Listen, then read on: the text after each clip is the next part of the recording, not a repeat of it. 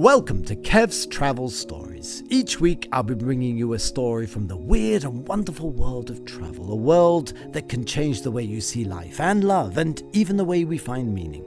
Places that are iconic and sometimes surprising and even terrifying. So sit back and enjoy while we go on a magical mystery tour together.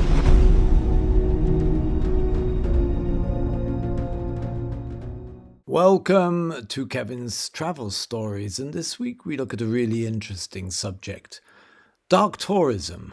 Should we even go there? I asked the question having come back from Hiroshima, of course, the place where the first nuclear weapon was used in anger against the Japanese population. It's estimated that up to 160,000 people died, 70,000 of them in the initial burst of energy that comes from a nuclear weapon. They estimate also under 10% of these were military, the rest were basically civilians. And it was people going to work and people going about their business as the bomb detonated at 8:15 in the morning on the school run without warning. So it was a very, very somber experience to go and stand under the place where the bomb went off. But many people that I've spoken to, there's always a sort of a question mark hanging over why one would travel to such a dark place. And I thought I should really try to address this, because there is a huge area of what is known as dark tourism. I have alluded to it before on one or two of the podcasts, and I just like to address it right head on, having gone to a place which is possibly the most extraordinary and important destination you could travel to in the world. You could certainly argue that.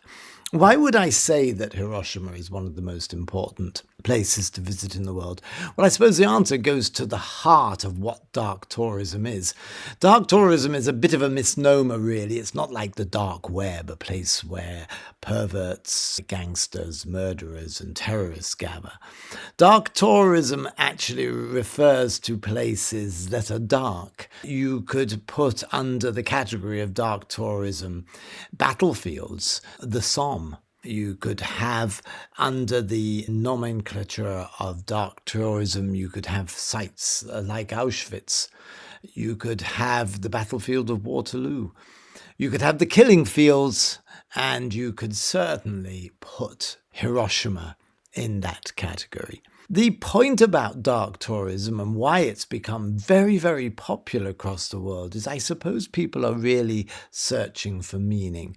And maybe we all instinctively feel that if we don't learn from history, we'll repeat it. Whatever period of time you're born into, there are great challenges. Those that are listening to this podcast would have the challenge of the aftermath of what happened at Hiroshima. That what Oppenheimer rightly said, the man who helped create the atom bomb, once the atom bomb was made and it was able to release the force of the sun, the force of nature, the force of creation, then it was going to always be a worry as to who would use this weapon, who would essentially create a star 600 meters above a city that would incinerate and disintegrate everything in its path. And of course, the modern weapons of mass destruction, the hydrogen bombs now, would make what happened in Hiroshima quite small, even though the same awful destruction and bloodshed was recorded there. So why would you even go there? Why would it not be better to sit back on a beach, as some people have said to me, have your pina colada, listen to your DJ playing the discs while you read your latest chill book, and let life just go forward? No worries. This is what a holiday's about, surely. Rejuvenation, recharge the batteries, get away from the horrors of the 24/7 news cycle. Well, yes, that's absolutely right. But I think, like most things, there's a place for both areas of endeavor when it comes to tourism. As a professional traveler and writer and podcaster, I would have to say that I have gleaned incredible lessons from visiting places like the Killing Fields in Cambodia, going to Verdun, where the remains of 500,000 soldiers are gathered in what's called an ossuary, which is a Latin word for a bone. It's like a giant tomb, and there's little holes in the walls as you go around. This Jesuit priest gathered the remains of when the war was over, the Great War was over, and he cleaned the bones and they collected all of these bones. And the extraordinary thing is, of these hundreds of thousands of young males mainly, it's impossible to tell when you look through if that shard of bone came from a German or an American or an Irishman or an English lad or a Scots or a Scouser. And that, of course, is the horror of war. There is no discrimination.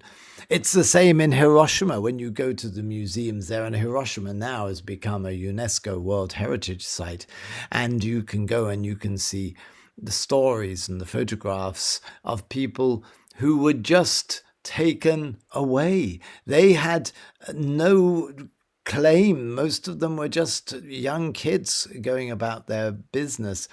And it's one of those awful ironies of war that the second bomb, which went off in Nagasaki, was destined for a place called Kyoto, which we also visited. And it wasn't dropped on Kyoto because the Secretary of Defense had had his honeymoon there and didn't think that it would be appropriate. Well, such are the vagaries of the human condition and war. So I certainly think that it is going to open up one's mind.